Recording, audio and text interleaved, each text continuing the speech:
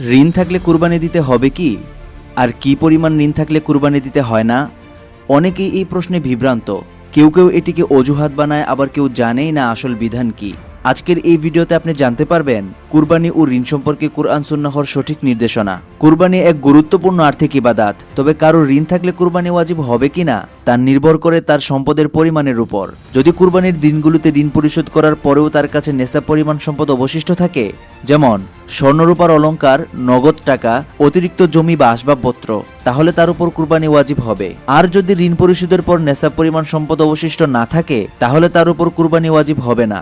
তবে যে সকল ব্যবসায়ীগণ ব্যবসার পরিধি বৃদ্ধির জন্য ব্যাংক থেকে ঋণ গ্রহণ করে থাকেন, তারাও উক্ত ঋণ বাদ দিতে পারবেন না। ওই ঋণ থাকা সত্ত্বেও কুরবানি করতে হবে।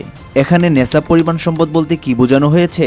নেশাব পরিমাণ সম্পদ হলো যদি কোনো ব্যক্তির কাছে মৌলিক প্রয়োজন ও ঋণ বাদ দিয়ে 7.5 ভরি স্বর্ণ কিংবা 52.5 ভরি রূপা অথবা তার সমপরিমাণ টাকা বা সম্পদ থাকে, তাহলে ধরে নেওয়া হবে সেই ব্যক্তির কাছে কুরবানি ওয়াজিব হওয়ার জন্য নেশাব পরিমাণ সম্পদ বিদ্যমান রয়েছে। এ পরিমাণ টাকা পয়সা কিংবা সম্পদের অধিকারী ব্যক্তিকে ইসলামী শরীয়তে সাহাবে নেশাব বা সামর্থ্যবান বলা হয়। বাংলাদেশ জুয়েলার্স অ্যাসোসিয়েশন এর সিদ্ধান্ত অনুযায়ী 2025 সালে সনাতন রূপার মূল্য প্রতি ভরি 1726 টাকা। তাহলে 52.5 ভরি রূপার মূল্য আসে 90,615 টাকা। অর্থাৎ জিলহজ মাসের 10 তারিখ থেকে 12 তারিখ সূর্যাস্ত পর্যন্ত যদি কোনো ব্যক্তির কাছে 90,615 টাকা বা সমমূল্যের সম্পদ থাকে, তাহলে তার উপর কুরবানি ওয়াজিব হয়ে যাবে। উক্ত ব্যক্তিকে জিলহজ মাসের 10 তারিখ থেকে 12 তারিখের সূর্যাস্তের মধ্যেই কুরবানি দিতে হবে। হাদিস শরীফে বর্ণিত হয়েছে, আন আবি হুরাইরা রাদিয়াল্লাহু তাআলা আনহু قال قال رسول الله صلى الله عليه وسلم من وجد ساعة فلم يضحي فلا يقربن مصلانا। হযরত আবু হুরাইরা রাদিয়াল্লাহু তাআলা আনহু থেকে বর্ণিত, রাসূলুল্লাহ সাল্লাল্লাহু আলাইহি ওয়াসাল্লাম বলেছেন, সামর্থ্য থাকা সত্ত্বেও যে কুরবানি করে না, সে যেন আমাদের ঈদগাহের দ্বারে কাছে না আসে। এটা ছিল সেই যুগে সমাজ থেকে আলাদা করে দেওয়ার মতো এক ধরনের সতর্কবার্তা। ভাবুন তো, রাসূল সাল্লাল্লাহু আলাইহি ওয়াসাল্লাম যাকে জামাতে দেখতে চান না, সে কি আল্লাহর নিকট প্রিয় হতে পারে? অতএব সতর্ক হন কুরবানির ব্যাপারে।